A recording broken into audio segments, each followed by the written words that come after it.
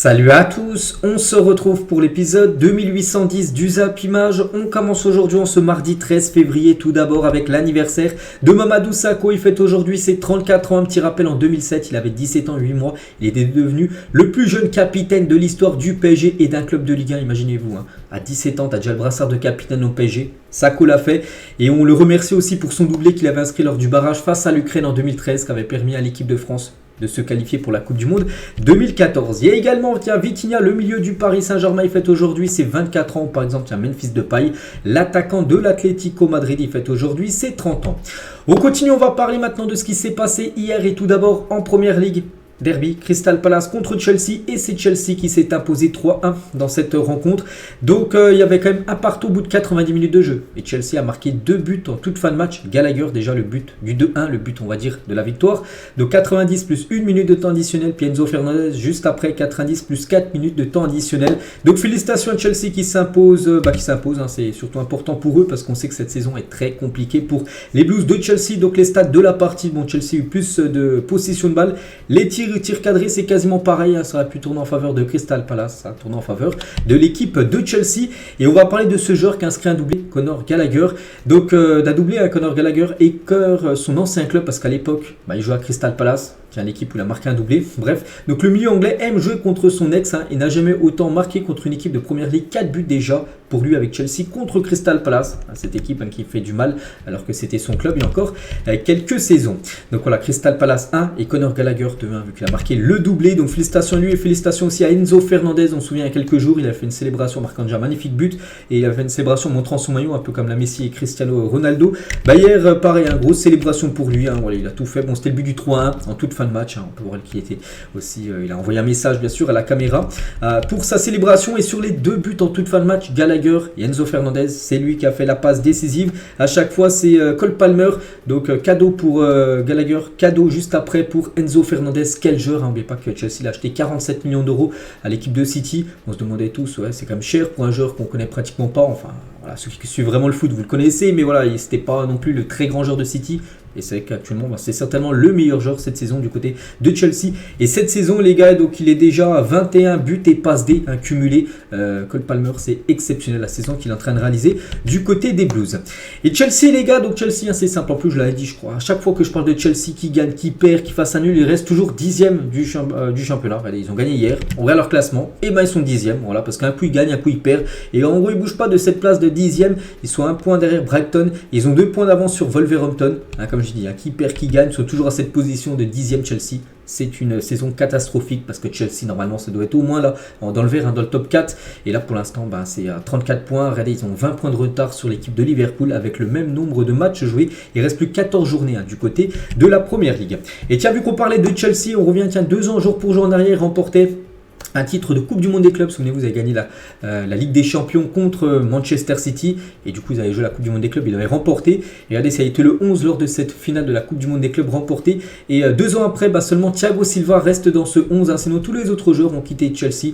Donc, Kai Havertz est parti à Arsenal, Christensen au Barça, Rudiger au Real, Mendy à Al Ahly ou Lukaku du côté de l'AS Roma. On peut voir aussi les autres, Aspilicueta, Moon, Hudson-Odoi, Kovacic ou même Kanté. En gros, il reste plus que Thiago Silva qui est toujours joueur du côté de Chelsea. Donc, c'est vrai qu'en 2 ans, ils ont beaucoup changé. C'était sur toi de l'Europe, même toi du monde avec la Coupe du Monde remportée. Puis maintenant, ils sont seulement 10e de ce championnat de Première Ligue. On quitte l'Angleterre, direction l'Italie, direction Turin. La Juventus Turin contre Udinese. Et ça, c'est pas du tout une bonne nouvelle pour la Juve qui s'est inclinée à domicile 1-0 contre Udinese. Donc Giannetti, l'unique buteur de la rencontre. La Juve enchaîne une 2e défaite d'affilée. Ils ont déjà perdu le gros choc contre l'Inter la semaine d'avant où il ne fallait pas perdre parce que l'Inter était devant eux. Mais ils perdent et ils perdent en plus ce match-là où c'était chez eux. Ils devaient gagner absolument. Surtout que l'Inter s'est imposé 4-2 à l'AS Roma.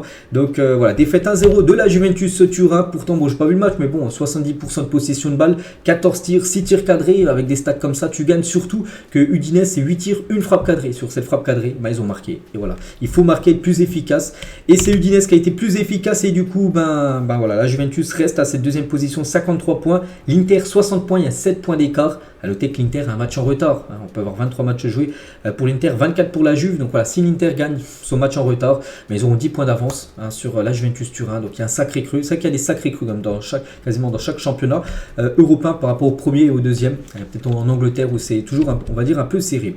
Le classement, donc voilà, là c'est le classement dans le top 5, mais si vous voulez voir aussi de la 6e place jusqu'à la 20e place, occupée par l'équipe de la Salernitana. Du côté de la Liga, il y avait Almeria contre l'équipe de Bilbao, score final 0-0. Donc voilà, je sais pas ça arrange quelle équipe, j'en sais rien. Almeria, c'est mon dernier championnat, toujours 0 victoire pour Almeria.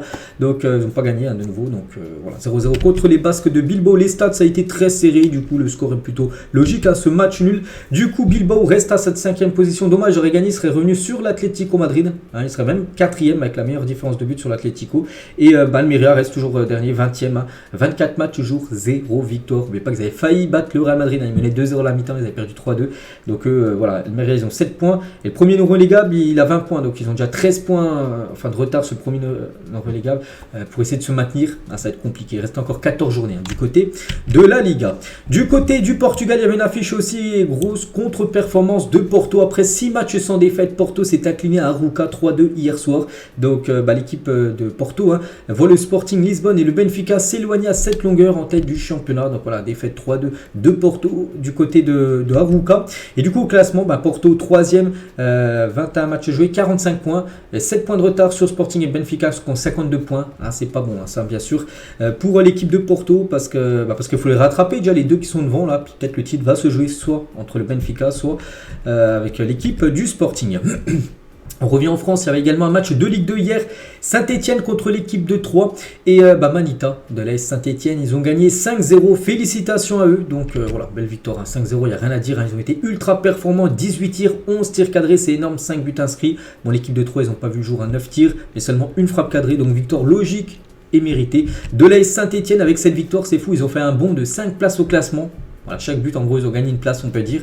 Donc, voilà, ils sont maintenant, ils sont 7e. Voilà, ils sont 7e de ce championnat de Ligue 2, alors qu'avant, ils étaient aux alentours de la 12e position. Donc, voilà, ils sont seulement à un point des playoffs. N'oubliez pas, c'est du 3 au 5e où c'est les playoffs, les deux premiers monteront directement en Ligue 1. Donc voilà, c'est jouable bien sûr pour cette équipe de l'AS Saint-Etienne. Donc là on a 24 journées, il reste encore 14 journées, il y a 38 journées du côté de la Ligue 2. N'oubliez pas que la Ligue 2 passera à 18 équipes la saison prochaine. Là c'est encore une saison avec 20 équipes.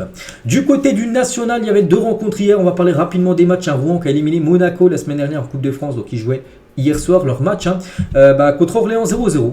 Pas grand chose à dire sur cette rencontre. Et Niort, ça c'est un match de haut tableau. Niort contre Nancy, et c'est Niort qui s'est imposé 2-1 lors de cette rencontre avec le deuxième but inscrit à la 96e minute de jeu. Une victoire peut-être qui va leur des points qui vont compter peut-être en fin de saison pour monter, pourquoi pas, en Ligue 2, parce que Niort actuellement ils sont deuxième de ce national, 6 points derrière l'équipe de Red Star. Bon, Red Star ils ont encore un match en retard, donc Red Star ils sont très très bien partis pour monter en Ligue 1 et voilà, donc ils ont 37 après 33 points Martigues, donc voilà, sacré, enfin un petit creux quand même entre Niort et Martigues, mais pas, c'est seulement les deux premiers là qui montent, il n'y a pas de playoff et tout, non, c'est les deux premiers qui montent, et quand même toutes ces équipes là, 6 équipes descendent, c'est que ça bouge beaucoup à chaque fois dans le championnat de national. On va parler aussi d'une rencontre les gars, on va parler de la sélection brésilienne, les espoirs, parce qu'actuellement ils jouent un tournoi pré-olympique pour se qualifier pour les JO, et le Brésil, double tenant du titre, ne sera pas aux Jeux Olympiques de Paris. Donc voilà, ils avaient gagné les JO en 2020 et en 2016, il a gagné la catégorie foot hommes, et ils ne seront pas là parce qu'en gros ils ne sont pas qualifiés tout simplement. Ils ont été battus par l'Argentine, voilà, donc Brésil 0, Argentine 1, et du coup c'est l'Argentine qui sera qualifiée pour les JO, enfin les JO désolé, et le Brésil reste à quai tout simplement. Il n'y aura pas de Victor Roque, il n'y aura pas de Hendrick dans cette équipe esport brésilienne, et c'est vrai que l'Argentine continue de prendre le dessus sur le Brésil quand même depuis quelques années, par exemple en 2021 avec la victoire en finale de Copa América de l'Argentine 1-0 sur le Brésil. En 2023, avec ça, c'est les matchs de qualification à la Coupe du Monde où l'Argentine à chaque fois a battu le Brésil. Et là en 2024 où l'Argentine se qualifie alors que le Brésil reste à quai. Donc voilà, c'est vrai que le Brésil actuellement a beaucoup de mal à éliminer ou peu importe à battre tout simplement cette équipe de l'Argentine. Mais pas que ces deux pays, c'est les gros, ces deux pays rivaux énormément, bien sûr du côté du continent sud-américain. Et du coup l'Argentine est qualifiée pour le tournoi olympique. Donc voilà, concernant cette équipe, donc Javier Mascherano, donc le sélectionneur de l'Argentine Esport, parce que c'est Scaloni, l'entraîneur de l'équipe A, mais des Esports c'est Mascherano. Donc il veut convoquer Léo Messi, Angel Di Maria pour les JO 2024. C'est jouable parce que déjà ils ont leur ticket à l'Argentine, c'est sûr maintenant. Après la victoire contre le Brésil. Et n'oubliez pas, c'est des équipes de moins de 23 ans avec 3 joueurs de plus de 23 ans qui peuvent être convoqués. Donc Messi et Di Maria peuvent être parmi ces 3 joueurs de plus de 23 ans qui pourraient participer à ces JO. Donc Mascherano sur la participation potentielle de Messi aux Jeux Olympiques, il a dit: tout le monde connaît déjà ma relation avec Léo Messi, l'amitié que j'ai. Un joueur comme lui a les portes ouvertes pour nous accompagner aux Jeux Olympiques. Alors cela dépendra évidemment de lui, s'il accepte ou non bien sûr de participer à ces JO et de ses engagements avec son club, si bien sûr l'Inter Miami lui donne un bon de sortie, un bon pour jouer tout simplement ces JO. Bon, on pense que Messi, s'il demande à l'Inter Miami, diront direct oui, parce que l'Inter Miami, Messi demande ce qu'il veut, il l'a bien sûr du côté de Miami. Après c'est si Messi il est apte, parce que juste avant les gars il y aura la Copa América. Il y a la Copa América qui vont jouer l'Argentine. Et imagine il va jusqu'en finale, une semaine après c'est le début des JO. Donc est-ce qu'il peut enchaîner 2 gros tournois comme ça? On verra, mais il y a des chances de voir Messi. Ce serait une bonne nouvelle les gars de voir Messi, en plus en France, ça remplirait énormément les stades qui accueilleront des matchs des JO, donc voilà, concernant bien sûr ces JO qui seront relevés. N'oubliez pas qu'en France on pourrait voir par exemple Kylian Mbappé participer avec l'équipe de France Espoir. Et toujours avec Messi, il a déjà remporté la médaille d'or aux JO, c'est en 2006, donc regardez, avec son ami Kun Agüero, ils avaient remporté la médaille d'or lors de ces Jeux Olympiques 2006. Bref, on continue, nous maintenant on va parler de la Champions League. Ça y est, c'est le retour enfin de la Ligue des Champions. Les derniers matchs avaient lieu début décembre, donc là on est au mois de février. Vous savez, chaque année février, quand on est vers la Saint-Valentin, donc c'est les premiers matchs des huitièmes de finale. C'est ça. Donc ce soir, Copenhague Manchester City et Leipzig Real Madrid, c'est les 2 affiches de ce soir. Demain, Lazio Bayern et le Paris Saint-Germain contre le Real Sociedad. Voilà, 4 affiches ce soir. Donc les autres affiches seront la semaine prochaine, parce que c'est les huitièmes, donc il y a 8 affiches. Donc la semaine prochaine, mardi prochain, il y aura l'Inter contre l'Atlético et le PSV contre Dortmund, et le mercredi, le lendemain, donc Porto contre Arsenal et Naples contre le Barça. Voilà les 8e de finale de cette Champions League. Donc avant de parler de cela, on va déjà parler de cela. Et tout d'abord, des équipes françaises, parce que c'est vrai qu'il y a la Ligue des Champions, mais aussi des barrages, par exemple de l'Europa League. Donc regardez les 5 équipes françaises engagées cette semaine, on espère carton plein pour les équipes françaises, surtout par rapport à l'indice UEFA. Essayer de garder maximum 2 points d'avance sur le championnat néerlandais. Donc PSG Real Sociedad. Moi, bien sûr, je suis à fond derrière le PSG. Je serai à fond également derrière Marseille, les gars, contre le Shakhtar. Ça sera jeudi à 18h45. Je serai aussi derrière Lens, derrière Toulouse et derrière Rennes. Déplacement compliqué, Rennes qui va l'AC Milan. N'oubliez pas qu'il y aura 8000 supporters rennais. C'est énorme, rendez-vous compte. Toulouse aussi, il y aura beaucoup de supporters. On annonce quasiment plus de 2500 supporters toulousains qui iront au Portugal à Benfica pour soutenir cette équipe. Donc toutes ces rencontres, on espère le maximum de victoires pour les clubs français. Et nous on revient, parce que là on parlait de l'Europa League, tout ça, mais nous on revient sur la Ligue des Champions. Donc voilà, regardez cette petite image bien sûr par rapport à cette Champions League. On peut voir à chaque fois les équipes, elles affrontent qui. On peut voir Oyarzabal avec Kylian Mbappé pour Paris Saint-Germain, Real Sociedad. Et regardez les pourcentages que j'ai pu trouver là sur internet. J'ai pas trouvé par exemple le match de Leipzig Real, mais j'ai trouvé tous les autres. Par exemple, Copenhague City, en gros City a 94% de chances de se qualifier. C'est avec City les gars, un tirage très abordable en affrontant cette équipe de Copenhague. Le PSG contre la Real Sociedad, le PSG 64%, 36% pour la Real Sociedad. Naples Barça, donc le Barça un peu plus favori, 60%, mais bon, on sait que c'est 2 équipes en difficulté, on le sait cette saison. Lazio contre le Bayern, même si le Bayern actuellement c'est pas au mieux, on a pu voir la défaite 3-0, c'est toujours quand même meilleur, on va dire, que la Lazio, 79% de chances de se qualifier pour le Bayern. Concernant le PSV Dortmund, là c'est serré, 57 pour Dortmund, 43 pour le PSV. Et l'Inter Atlético, 66 pour l'Inter, 34 pour l'Atlético. La dernière affiche, Porto Arsenal, 67% pour Arsenal pour se qualifier. Donc j'ai dit, j'ai pas trouvé le pourcentage du Real, mais le Real, je pense, on les aurait mis peut-être à 75% de chances de se qualifier contre le RB Leipzig. Donc voilà, concernant les pourcentages de chances, après c'est bien, les pourcentages, tout ça, la vérité, vous savez, ça se passe sur le terrain, parce que des fois tu peux avoir même 1% de chance de passer. Regardez les Real contre City, un coup avec la remontada, ils étaient passés. Donc voilà, la vérité c'est sur le terrain. Et concernant le Real Madrid qui joue tout à l'heure, ce soir en Allemagne. Donc officiel, voici les convoqués pour affronter le RB Leipzig. Donc Courtois, Militao, Alaba, Rudiger et Jude Bellingham. Bellingham, j'en ai parlé hier. forfait pour 3 semaines, donc il n'est pas présent pour ce match. Donc du coup, Ancelotti, le coach, il a dû appeler des joueurs de l'équipe B, Gonzalez, Carrillo, Jacobo, les gars. Jacobo, c'est un jeune défense, c'est un U19 du Real Madrid qui a été appelé. Nacho fait son retour, ça c'est une bonne nouvelle, parce qu'il n'y avait plus trop de défenseurs. Il y a Paz aussi et Martin, Nico Martin aussi du côté du Real Madrid qui a été convoqué. Donc l'équipe du Real hier a pris l'avion, Madrid-Leipzig pour disputer cette rencontre. On peut voir les 3 Français, Tchouaméni, Camavinga et Ferland Mendy.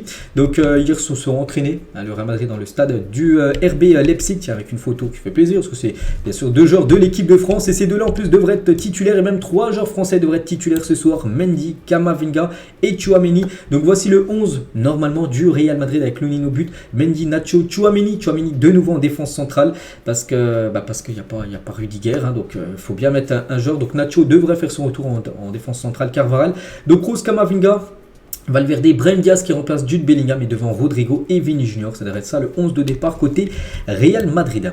Et Carlo Ancelotti tient à propos de Vini Junior, donc il est en conférence de presse hier pour parler de ce match. Il a dit il est très intense, superbe dribbleur. S'il peut maintenir ce rythme et peut être constant pendant 90 minutes de jeu, il y a très peu d'adversaires qui peuvent lui tenir tête. C'est vrai quand il est impliqué à 100% dans sa mission d'être un bon footballeur, c'est l'un des meilleurs joueurs au monde, voire peut-être le meilleur, Vini Junior. Et toujours avec le Real, donc le bus du Real Madrid a été victime d'un accident de la route vers Leipzig. Donc ils ne sont pas venus en bus de Madrid à Leipzig, mais le bus lui il est venu tout seul. Les joueurs sont venus en avion, puis après ils prennent le bus officiel du Real pour se déplacer à Leipzig, on dit. Bref, donc il a eu un accident, donc une voiture a percuté le bus provoquant des dégâts estimés à 3 000 € minimum, précise le média allemand. Donc heureusement les 2 véhicules ont pu reprendre la route sans problème. Voilà, plus de peur que de mal on peut dire. Un accident on va dire avec peu de gravité et tant mieux. La une du journal L'équipe aujourd'hui, ça parle du PSG. C'est vrai que le PSG joue pas ce soir mais plutôt demain, le jour de la Saint-Valentin souvent. Le PSG joue le 14 février. Bref, donc la symphonie des éclairs, voilà en une du journal L'équipe aujourd'hui. Donc moins virtuose mais beaucoup plus fulgurante que la MNM donc de Messi et Neymar. L'association de Kylian Mbappé, Ousmane Dembélé et Bradley Barcola se lance à l'assaut de la phase finale de la Ligue des Champions. Premier test demain contre la Real Sociedad. Donc c'est vrai que ces 3-là, avant de parler de Messi, Suarez et Messi, Neymar et Mbappé. Donc maintenant la triplette, c'est Mbappé, Barcola et Dembélé. On pense que ça sera ces 3-là titulaires. C'est que Barcola maintenant, il est devenu un titulaire quand même du côté du PSG, l'a mis pas. Kolo Muani ou même Gonzalo Ramos sur le banc. Donc voilà, la triplette française, certainement alignée demain. Donc concernant l'arbitre du match, ça devrait être lui, ça devrait être un arbitre, enfin pas ça devrait, c'est lui, c'est un arbitre italien, c'est officiel. Marco Guida a été désigné pour être l'arbitre centre du match entre le PSG et la Real Sociedad demain soir. Et le PSG tient vue d'Europe, donc en Allemagne. Donc le PSG n'est pas au niveau de City et du Real Madrid. Je pense, je suis du même avis. C'est vrai que même si le PSG de temps en temps montre de belles choses, pour moi le Real City est meilleur, j'avoue. En Angleterre, donc les Parisiens manquent de continuité. En Espagne, qu'est-ce qu'on dit sur le PSG? Une équipe plus cohérente et plus équilibrée, peut-être avec le nouveau coach Luis Enrique. Et en Italie, c'est une équipe qui a sa philosophie de jeu. Voilà ce que pense tout simplement à l'étranger, ce qu'on pense actuellement de cette équipe du Paris Saint-Germain. Et pour Kylian Mbappé, la dernière occasion de gagner la Ligue des Champions avec le PSG, parce qu'on sait que Kylian, c'est quasiment sûr les gars, il va quitter l'équipe du PSG en fin de saison. Et du coup, c'est sa dernière occasion, parce que c'est peut-être sa dernière saison au PSG où il peut disputer bien sûr cette Champions League. Donc lui qui avait échoué, on se souvient en finale en 2020 ou 2021, je ne sais plus c'était quand, contre le Bayern Munich. En plus il avait une grosse occasion, je me souviens, il a fait une passe à Neuer, où il aurait dû la mettre au fond. Bon bref, on va pas revenir sur ça. Donc concernant son futur à Kylian, donc le Real Madrid voulant recruter Kylian Mbappé se heurte à Faiza Lamari, donc la maman de Kylian, qui se veut intransigeante dans les négociations. Et ce qui se dit aussi sur Kylian, les gars, en provenance d'Espagne. Donc plusieurs personnes influentes dans l'entourage de Kylian Mbappé ne sont pas convaincus par l'offre du Real Madrid malgré le souhait du joueur d'y aller.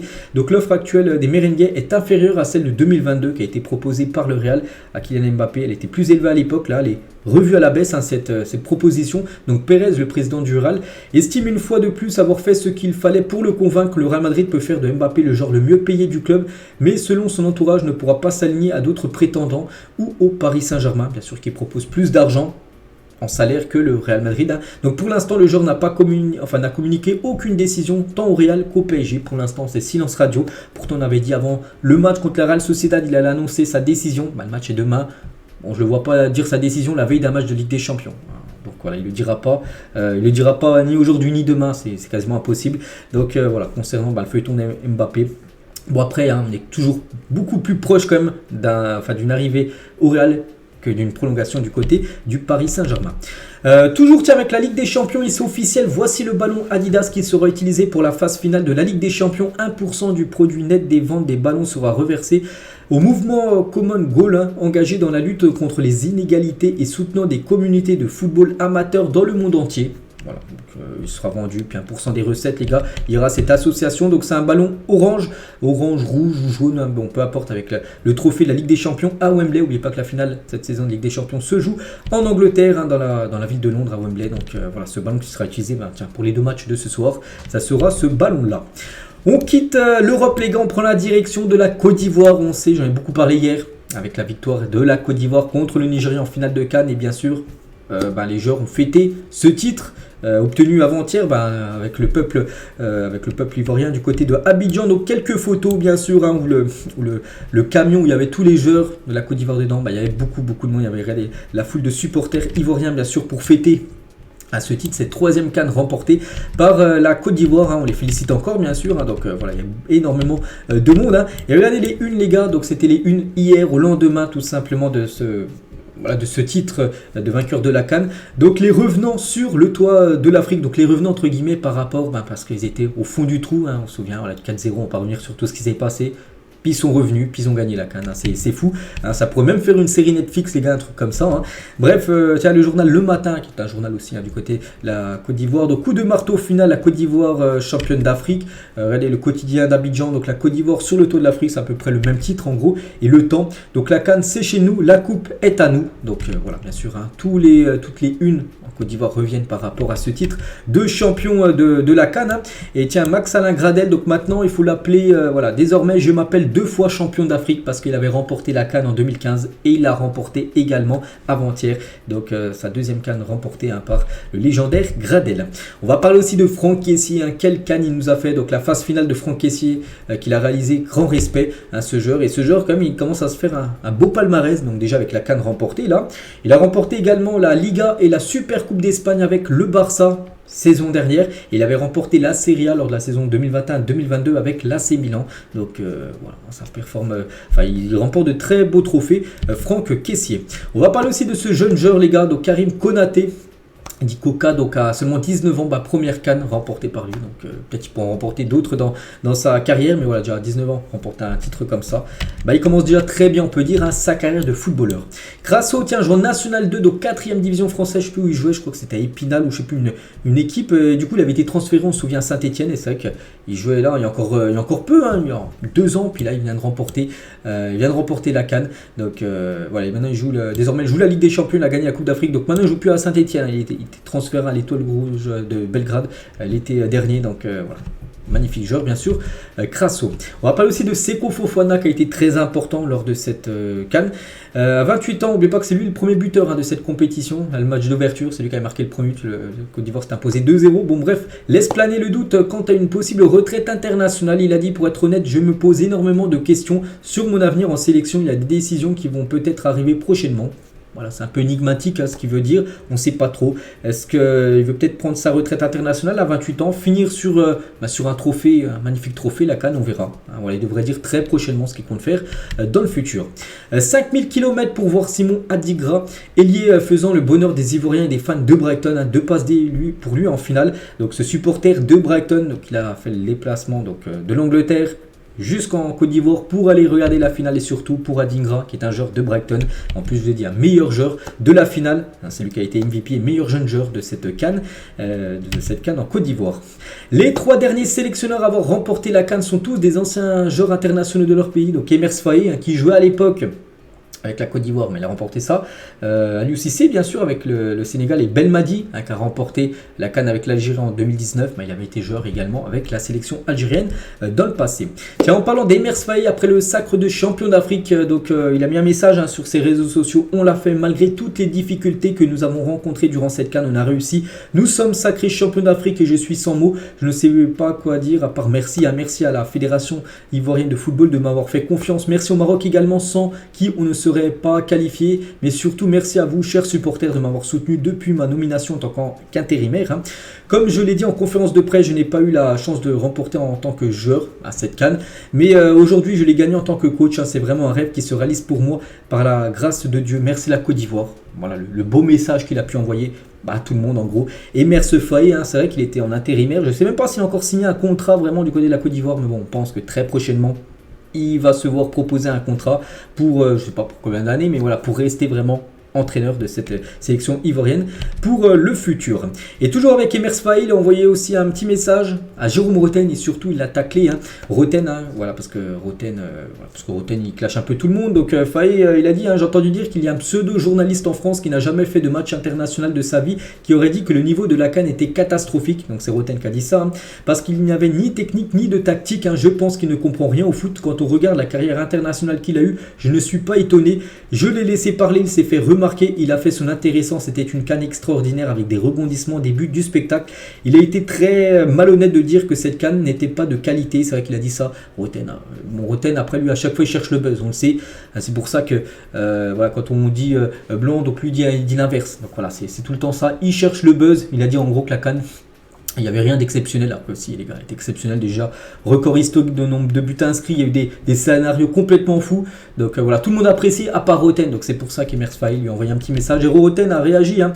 Tu aurais pu citer mon nom, tu l'as aperçu plus d'une fois sur le terrain, en plus des maillots que je t'ai donnés. Promis, je ne parlerai pas de ta carrière et tes 0 titres gagnés. Voilà le petit clash. Voilà, entre Roten et Emers Faye. Toujours avec la CAN, les distinctions, n'oubliez pas, tiens, meilleur joueur, donc meilleur joueur c'est Ekongan, donc le joueur du Nigeria, meilleur gardien, c'est le gardien sud-africain. Nsue, c'est le meilleur buteur bien sûr de cette CAN. On peut voir le gardien sud-africain, donc ils ont, lui il a 2 trophées, donc meilleur gardien et aussi le prix du fair play. L'équipe la plus fair play, c'est l'équipe de l'Afrique du Sud. Et tiens, l'Afrique du Sud termine meilleure défense de la CAN avec 5 clean sheets, hein, avec un énorme Rowan Williams et la révélation au poste de latéral droit Mudo. Donc, et autres statistiques, les Bafana sur leurs 21 derniers matchs, seulement 2 défaites. Hein, vraiment, on les attendait pas, hein, ils ont quand même fini sur le podium à la 3e position, cette équipe de l'Afrique du Sud. Et la CAN 2023 est terminée. Voici notre 11 de cette CAN du siècle. Donc c'est ActuFoot, les gars, en gros ils ont fait le 11 des meilleurs joueurs. Donc voilà cette équipe avec du Franck Kessié, du Haller, avec du Adingra, hein, qui a été bien sûr exceptionnel, avec Ndika ou Williams, hein, bien sûr, hein, le gardien sud-africain. Et n'oubliez pas la prochaine CAN, hein, parce que peut-être pour ceux qui ne savent pas, c'est l'année prochaine, en 2025, et ça sera, attention, l'été les gars, ça sera plus en hiver comme là où ça commence en janvier, non, ça commencera peut-être, je sais pas, j'ai pas les dates encore, au mois de juin, peut-être juin-juillet, ça sera pendant la période d'été au Maroc 2025, la prochaine Coupe d'Afrique des Nations, et c'est bien sûr officiel.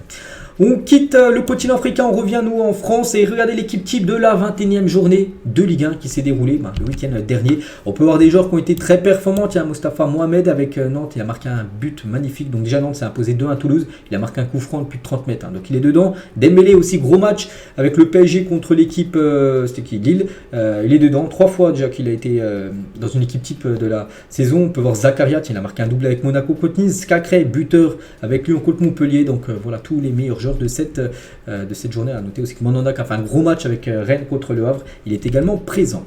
On va parler d'un énorme coup dur les gars pour Boubacar Kamara, donc pourquoi? Parce que victime d'une rupture du ligament croisé.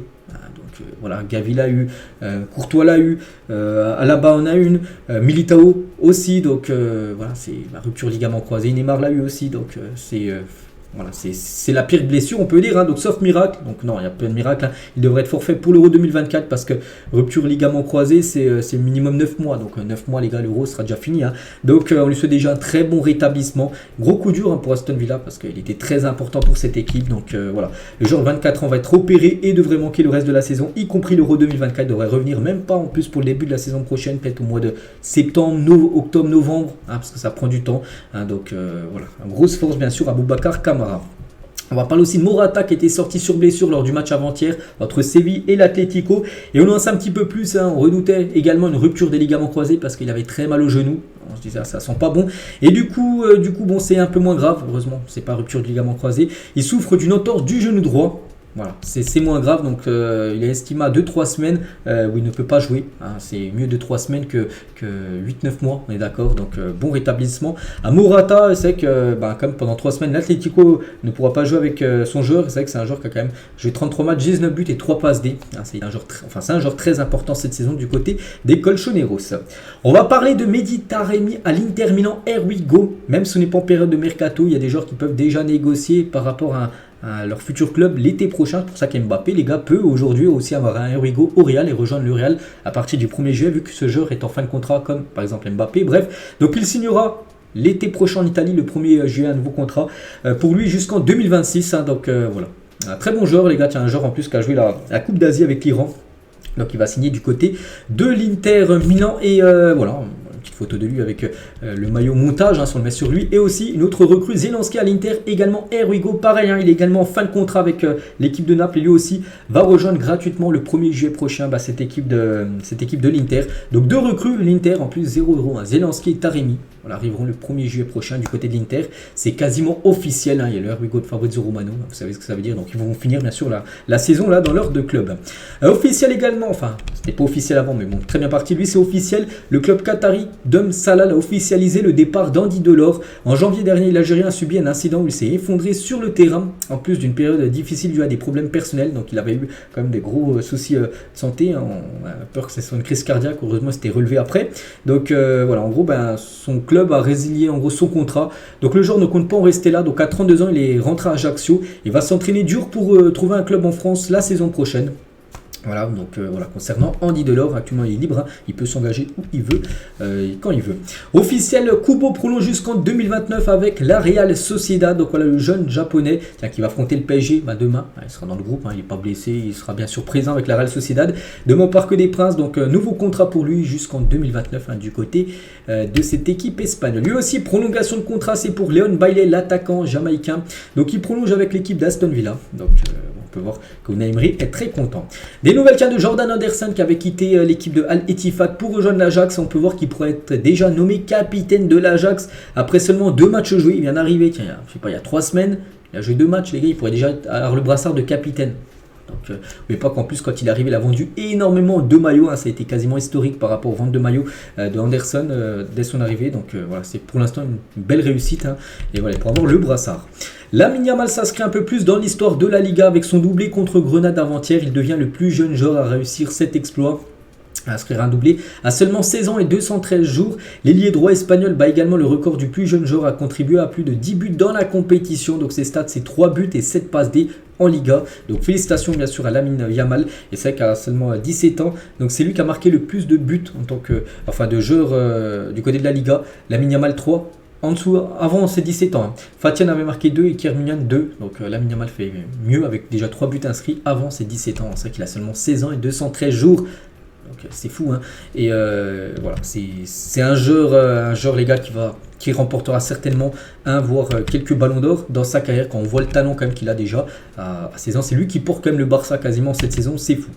Bref, Jérémy Mathieu évoque sa relation compliquée avec Luis Enrique au Barça. C'est un coach qui te parle pas beaucoup, te met pas trop en confiance. Oui, j'ai eu du mal à la fin parce que Jérémy Mathieu, ancien joueur du Sporting de Sochaux, hein, en France, il jouait au Barça avec Luis Enrique et il a dit tout simplement que c'était compliqué la relation qu'il avait tout simplement avec Luis Enrique qui est maintenant le coach du PSG.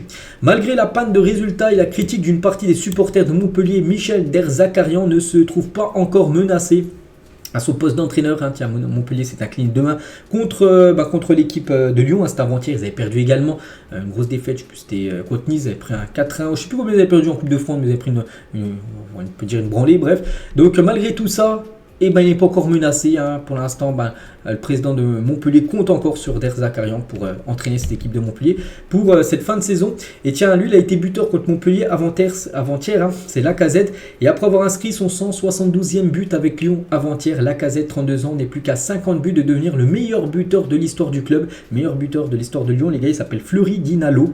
Hein, qui a plus de 222 buts à peu près.